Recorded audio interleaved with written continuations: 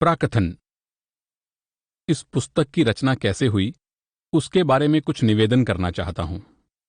हर देश, धर्म और स्थान के लोग हुजूर महाराज बाबा सावन सिंह जी से मिलने आया करते थे।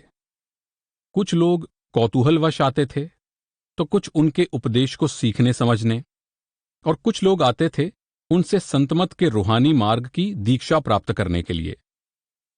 इस पुस्तक में जो वार्तालाप दिए गए हैं, वे हुजूर महाराज जी के ही वचन हैं, जो उन्होंने समय समय पर आने वाले जिज्ञासुओं या खोजियों के सवालों के जवाब में कहे हैं। ये कीमती लेख मेरे पास कैसे आए? मुझे 30 दिसंबर सन 1910 को नामदान मिला था। तब मेरी उम्र 20 वर्ष की थी और मैं लाहौर के लॉ कॉलेज में प्रथम वर्ष में पढ़ता था। उस समय हुजूर महाराज जी मिलिट्री की इंजीनियरिंग सर्विस में थे। वे अप्रैल 1911 में सेवानिवृत्त होकर 9 अप्रैल 1911 को डेरा में स्थायी रूप से रहने के लिए चले आए। इस तरह उन्होंने सेवानिवृत्त होने से कुछ दिन पहले ही मुझे अपने चरणों में बुला लिया था। हुजूर महाराज जी ने 1 मई 1911 से डेरा में हर रविवार को नियमित रूप से सत्संग देना शुरू किया। मैं शुक्रवार की शाम को लाहौर से ब्यास के लिए रवाना होता था और रविवार की शाम या सोमवार की सुबह तक वापस लाहौर आ जाता था। माफ कीजिए, मैंने यहां जो मैं शब्द का प्रयोग किया है वो गलत है। मैं खुद नहीं आता था, बल्कि कोई ताकत मुझे जबरदस्ती खींच लाती थी। मैंने हुजूर महाराज जी को नाम लेने से पहले कभी नहीं देखा था। उससे पहले मुझे संतों की महिमा का कुछ पता नहीं था। मैंने कभी कल्पना भी नहीं की थी कि जो संत कहते हैं वो सत्य है। धरती पर संत सतगुरु चलता फिरता परमात्मा ही होता है। उस समय मैं नहीं मानता था कि परमात्मा मनुष्य का रूप धारण करके आ सकता है या आता रहता है। लेकिन जब मैंने सुना कि हुजूर महाराज जी 9 अप्रैल 1911 को डेरा पहुंच गए हैं, तो मैं भी डेरा चलने की अपनी आंतरिक भावना को ना रोक सका। जब मैं डेरा में रहता था, तो जहां भी हुजूर जाते, मैं भी उनके पीछे पीछे चलता।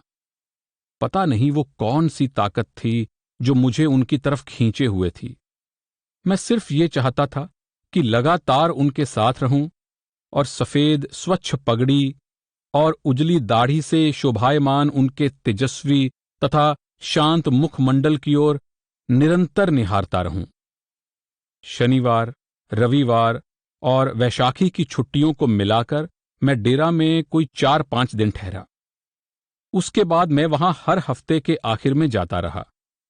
हर हफ्ते वहां जाने का विचार मेरे मन पर निरंतर छाया रहता था, क्योंकि ये 2 दिन उनके दिव्य दर्शन और उनकी संगति के निर्मल आनंद में बहुत अच्छे गुजरते थे।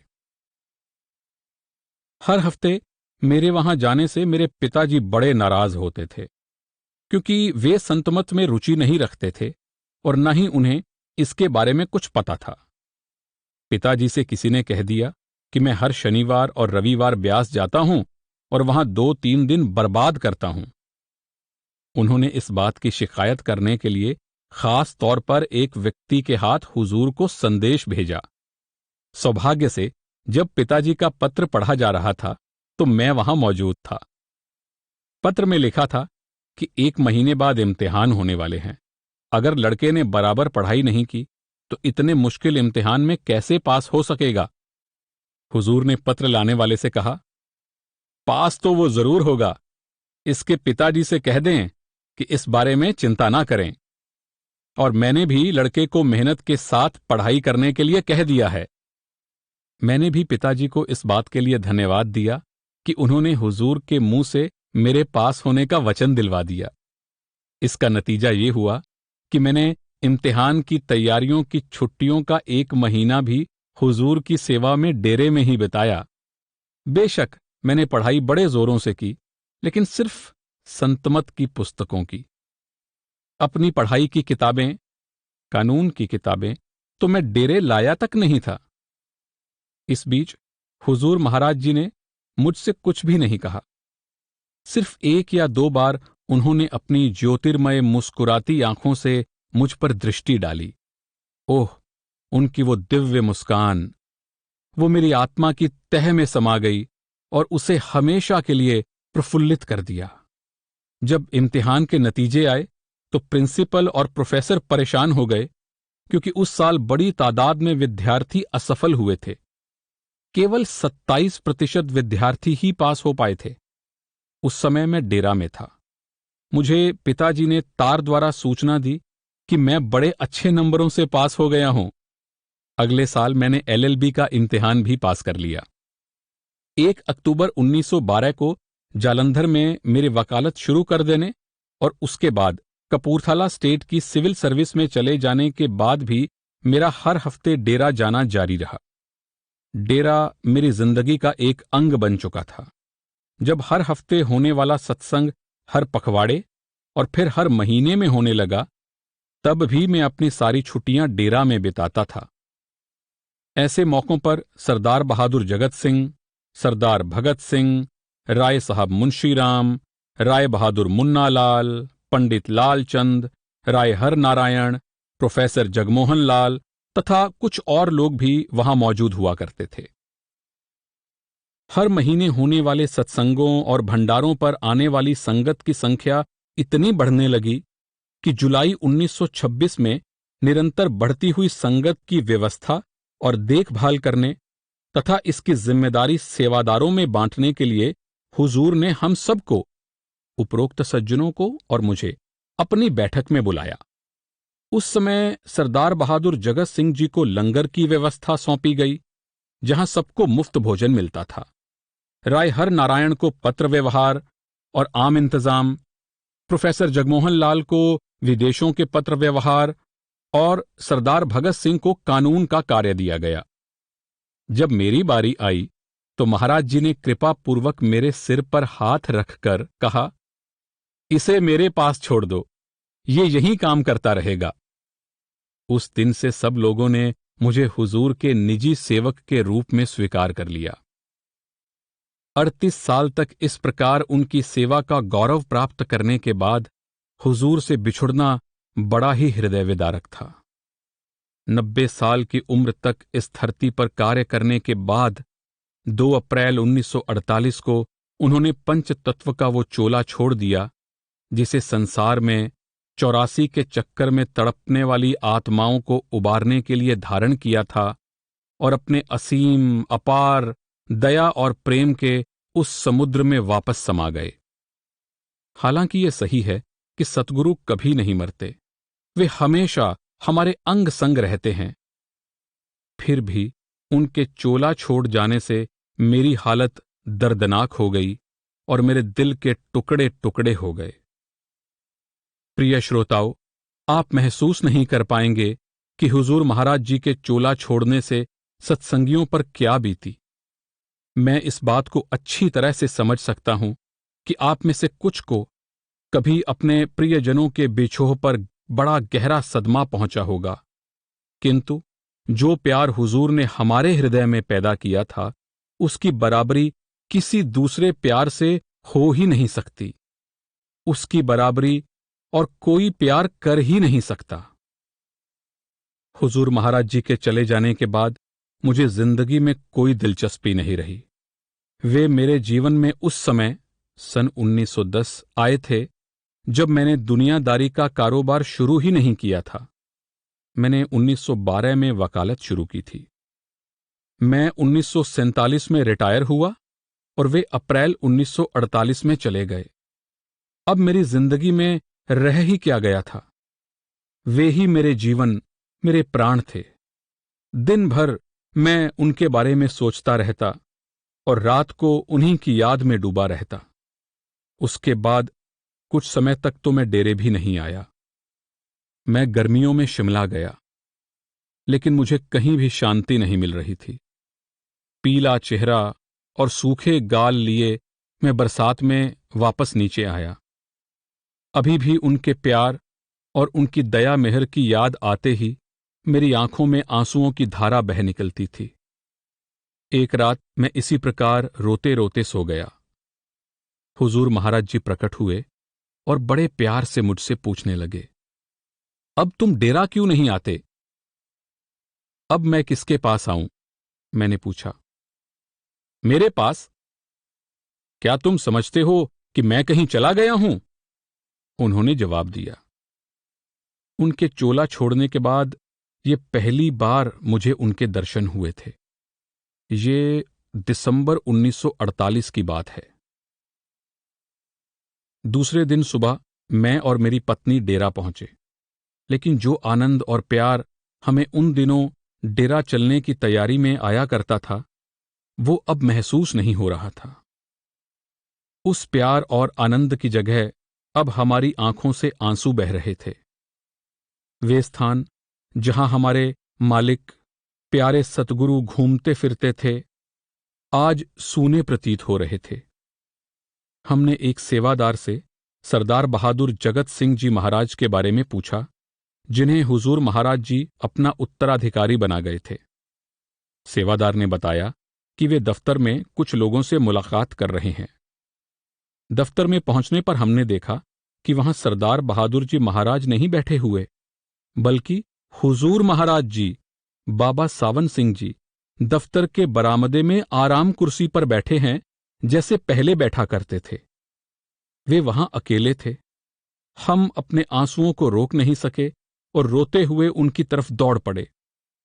वे खड़े हो गए, मुझे अपनी बाहों में भर लिया और बड़े प्यार के साथ उसी मीठी आवाज में मेरा कुशल समाचार पूछने लगे। मैं बुरी तरह रोता रहा। वे भी 1-2 मिनट के लिए मौन रहे। उसके बाद अपनी कुर्सी के पास पड़े लकड़ी के दीवान की ओर बैठने के लिए इशारा किया, जहां मैं उनके समय में बैठा करता था। मेरी पत्नी भी उनके चरणों में झुकी और उसी दीवान के एक किनारे पर बैठ गई। जज साहब, आप इतने दिनों तक आए ही नहीं, कहां छिपे रहे? उन्होंने पूछा। जब जवाब देने के लिए मैंने आंखें ऊपर उठाईं, तो देखा कि उनका स्वरूप सरदार बहादुर जी महाराज की शक्ल में बदल गया था। अब भी मेरी आंखों से आंसू बह रहे थे। सरदार बहादुर जी महाराज ने कहा, जज साहब, आप खुशकिस्मत हैं। आप आंसू तो बहा सकते हैं, मुझे तो इसकी भी इजाजत नहीं है। सरदार बहादुर जी और मैं पुराने मित्र थे। शुरू शुरू में डेरा में हम एक ही कमरे में रहा करते थे। वे मुझे बड़े प्यार से रखते थे। उन्हें पता था कि हुजूर के चले जाने से मेरे दिल को कितना धक्का लगा था, इसलिए वे मुझे अपने कमरे में ले गए और वहां 1 घंटे तक मुझे धीरज दिलाते रहे। आखिर उन्होंने फरमाया, आप हुजूर महाराज जी की बातचीत और सत्संगों के नोट्स लिया करते थे, उनको ढंग से लिखकर पुस्तक का रूप क्यों नहीं देते? इससे आपका ध्यान दुख और शोक की ओर से हटेगा और सत्संगियों तथा परमार्थ के खोजियों की ये एक बहुत बड़ी सेवा भी होगी। मैंने जवाब दिया, हुजूर, आप जानते हैं, वे तो पेंसिल से लिखे गए साधारण नोट्स थे। कभी तो उन्हें अखबार के किनारों पर लिख लिया करता था, कभी हाथ में जो भी किताब होती थी उसके आगे पीछे के पन्नों पर, और कभी कभी मैं हुजूर महाराज जी के वाणी के कुछ सुंदर शब्दों या उद्धरणों को चिट्ठियों के पीछे ही लिख लिया करता था। वे कभी छपवाने के इरादे से नहीं लिखे गए थे और न ही एक जगह ही रखे गए हैं। इसलिए मैं नहीं कह सकता कि उन्हें तलाश कर पाऊंगा या नहीं, और अगर वे मिल भी गए तो उनसे कोई चीज तैयार भी कर पाऊंगा या नहीं। उन्होंने जोर दिया, हुजूर महाराज जी की हर बात अनमोल है, उन्हें जरूर ढूंढिए। मैंने कुछ पुराने धूल भरे कागज ढूंढ तो निकाले जिनमें ये छोटे छोटे नोट्स लिखे थे, लेकिन उनमें से अधिकांश को समझना कठिन था। उनको स्याही में उतारने और तरतीब से जमाने में मुझे कोई 2 महीने से अधिक समय लग गया। इसके बाद मैंने उन्हें किताबों की अलमारी में एक तरफ रख दिया और वे तब तक वहीं पड़े रहे जब तक कि एक दिन प्रोफेसर जगमोहन लाल के हाथ नहीं पड़ गए। मुझे ये काम सौंपने का सरदार बहादुर जी महाराज का जो उद्देश्य था वो पूरा हो गया। मेरा शोक काफी हद तक हल्का हो गया।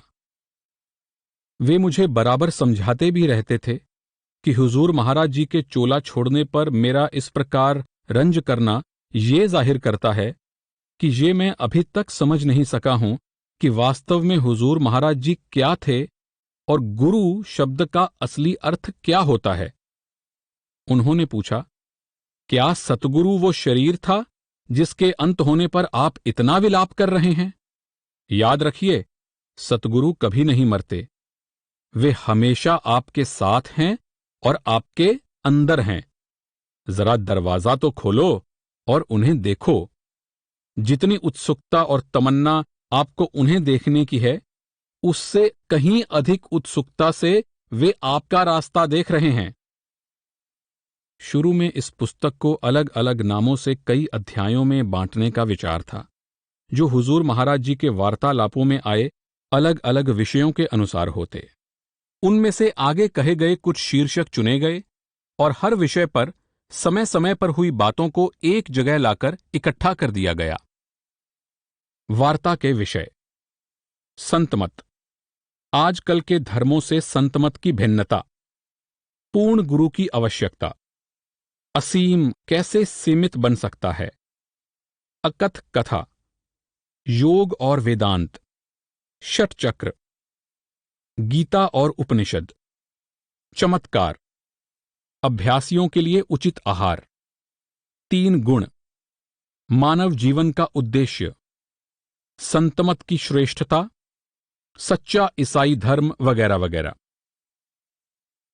दोबारा विचार करने पर मुझे ऐसा लगा कि इस तरह की व्यवस्था से वार्ताओं की कड़ी टूट जाएगी और उनकी खूबसूरती, स्वाभाविकता और क्रमबद्धता नहीं रह सकेगी। इसलिए पुस्तक में वार्ताओं को उनके असली रूप में ही रखा गया है, जैसी कि मुलाकात करने वालों के साथ हुई थी। इन वार्ताओं की सही तारीखें तो मुझे याद नहीं, लेकिन मेरा ख्याल है कुछ बाद के नोट्स को छोड़कर ये 10-12 साल तक अलमारी में पड़े रहे। हुजूर महाराज जी के चोला छोड़ने के करीब 1 साल बाद मेरे मित्र प्रोफेसर जगमोहन लाल ने एक रोज मेरी किताबों की अलमारी में छापा मारा और ये नोट्स उनके हाथ में आए। वे उन्हें उठाकर ले गए। ऐसा लगता है कि ये कागज कोई 5 साल तक उनके बिस्तर में तकिए के नीचे आराम करते रहे, जो कि उनके ऑफिस, पुस्तकालय और ड्राइंग रूम रूपी कमरे में उनका सबसे प्रिय स्थान था। एक बार मेरी वर्षगांठ के दिन सुबह ही सुबह वे इन कागजों को एक रेशमी रुमाल में लपेट कर ले आए। मैं तुम्हारी वर्षगांठ पर एक बहुमूल्य भेंट लाया हूं, उन्होंने कहा। तुम इसे चाय की केतली में सागर के समान पाओगे।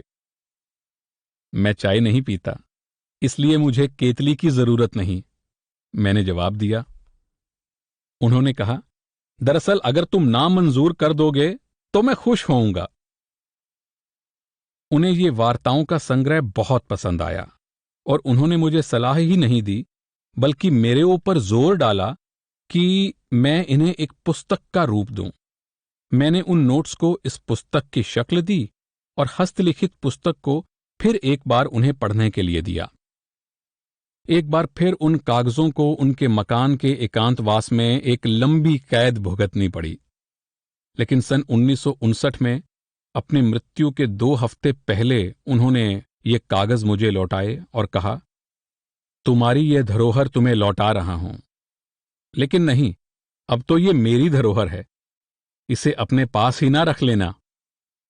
उसके बाद फिर अपनी बात को दुरुस्त करते हुए बोले, ये ना तुम्हारी धरोहर है ना मेरी, ये हुजूर महाराज जी की धरोहर है।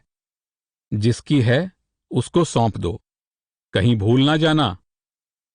और उसके बाद हम फिर कभी ना मिल सके। इस पुस्तक को अब मैं अपने मालिक मौजूदा सतगुरु के चरणों में अर्पित करता हूं। वे जैसा चाहें इसका उपयोग करें। मेरा मुझ में कुछ नहीं, जो कुछ है सो तोर, तेरा तुझको सौंपते क्या लागेगा मोर।